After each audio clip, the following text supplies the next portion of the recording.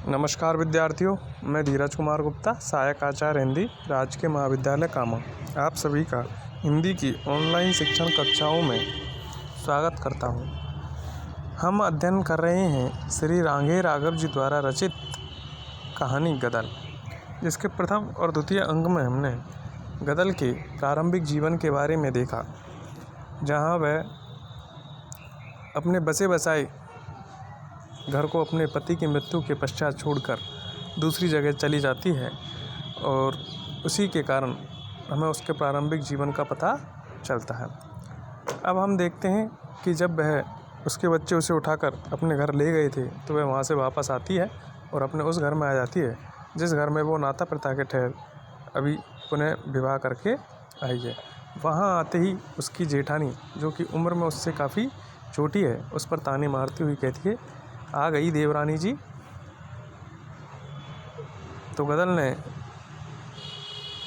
विपरीत उत्तर देते हुए कहा, सो जेठानी जी, हुक्म नहीं चला मुझ पर, तेरी जैसी बिटियां हैं मेरी, देवर के नाते देवरानी में तेरी जूती नहीं। दुल्लो सब पा गई, मौनी उठाया ही था, बना हुआ आया, बोला कहाँ गई। तो गदल ने घूंघट नीचे कर अपनी मर्यादा का पालन करते हुए कहा कि वो मुझे घेर के ले गए थे, मौका पाके वापस आ गई। मौनी दब गया। मौनी का बाप बाहर से ही डोर हाँक के ले गया।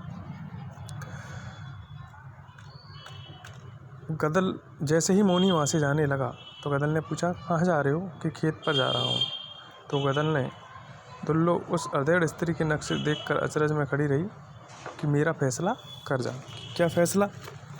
कि अब तक आप लोग साथ रह रहे थे, लेकिन अब मैं साथ नहीं रहूँगी। आमदनी चाहे आप साथ में रखना, लेकिन खाना पीना हम अलग बनाएंगे। हम 2 जने हैं, 2 जने खाएंगे। मैं किसी के नीचे दबकर नहीं रहूँगी। इस बात का आप फैसला करके जाइए। मौनी क्षणभर सन्नाटे में रहा। दुल्लो तिनक कर निकली, बोली, अब चुप क्यों हो गया देवर? बोलता क्यों नहीं? देवरानी लाया है कि सास? तेरी बोलती क्यों नहीं करती? ऐसे न समझे तो मुझे, रोटी तवा पर पलटते मुझे भी आँच नहीं लगती, जो मैं इसकी खरी खोटी सुन लूँगी। समझा, मेरी अम्मा ने भी मुझे चूल्हे की मिट्टी खा के ही जना था। हाँ। ऐसे में गदल ने पुकारा, मिट्टी न खा के आई, सारे कुनबे को चबा जाएगी डायन। ऐसी नहीं तेरी गुड़ की बेली, जो ने खाएंगे हम तो रोटी गले में फंदा मार जाएगी। मौनी उत्तर दे न सका, लेकिन वह बाहर चला गया। दोपहर हो गई। दुल्लो बैठी चरखा काती रही थी कि इतने में ही मौनी का छोटा बेटा नारायण आता है और आवाज़ लगाता है। उस समय गदल अपने अंदर थी।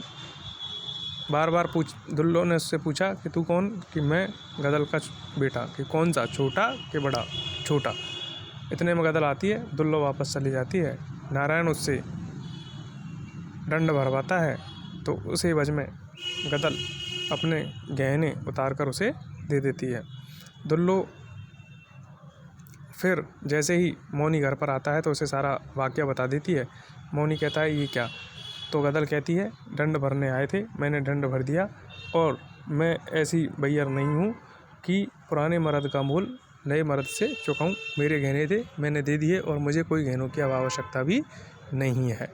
इस तरीके से उसने नारायण के द्वारा दंड धरवाने, जो कि एक प्रथा है गुजर समाज में, उसको पूर्ण किया और उसी घर में रहने के लिए रही। जैसे ही ये दंड भरा, नारायण का मुँह साया पड़ गया, वह गहने उठाकर चला गया और मौनी ने मनी मन संकित बाहर से उसे विदा कर दिया।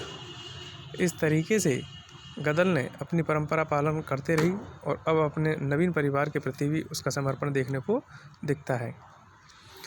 मौनी भी कुछ कह के आगे बढ़ ही रहा था कि उसने मौनी को दबा दिया। कहा कि जब तू पैदा भी नहीं हुआ था बालम। गदल ने मुस्कुरा कर कहा, तब से मैं जानती हूँ मुझे क्या सिखाता है तू। ऐसा कोई मैंने काम नहीं किया जो बरादरी के नेम से बाहर हो। जब तू देखे मैंने ऐसी कोई बात की हो तो 1000 बार रोक, पर सौत की ठसक नहीं सहूँगी। ऐसे कर कर गदल ने उसे भी चुप कराकर ओबरी में चली गई और काम में लग गई। अब हमें अगले दृश्य का चित्रांकन होता है उस जगह का जहाँ गदल का पूर्व मकान था।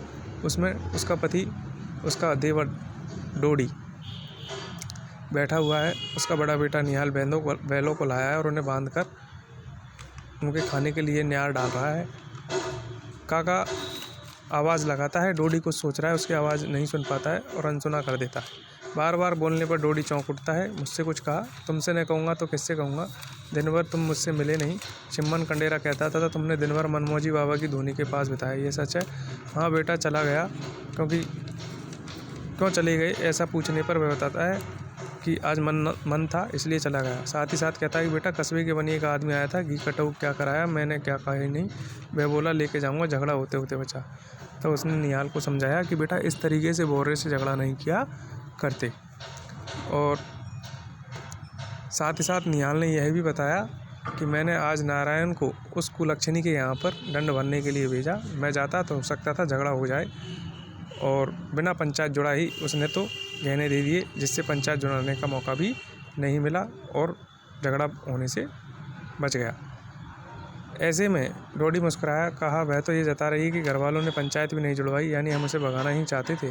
नारायण ले आया। डोडी सोचने लगा, नहीं बेटा डोडी वह सच में रूठ कर गई है, कोई बात नहीं। तूने रोटी खा ली? नहीं, तो जो पहले खा ले। निहाल उठा पर डोडी बैठा रहा। रात के अंधेरे सांझ के पीछे ऐसा है जैसे कोई पर्दे उलट गए। दूर ढोला गाने की आवाज़ें आगे लगी। डोडी उठा और चल पड़ा। डोडी बहुत दिनों बाद ढोला सुनने के लिए जा पहुंचा। निहाल ने बहू से पूछा, काका ने खाना खा लिया? जब तक डोडी ने खाना भी नहीं खाया और वह चला गया। पीछे पीछे निहाल भी गया। पंडित जी से पूछता है तो कहते हैं कि वो तो वहाँ ढोला सुन रहा है, और वह वहाँ से उनको लेकर आता है। तो डोडी को बुखार आ जाता है तेज़, और वह घर आकर लेट जाता है, खाना खाने की मना कर देता है। इसके बाद अगला हम देखते हैं कि डोडी लेट कर कुछ गुनगुनाने लगता है।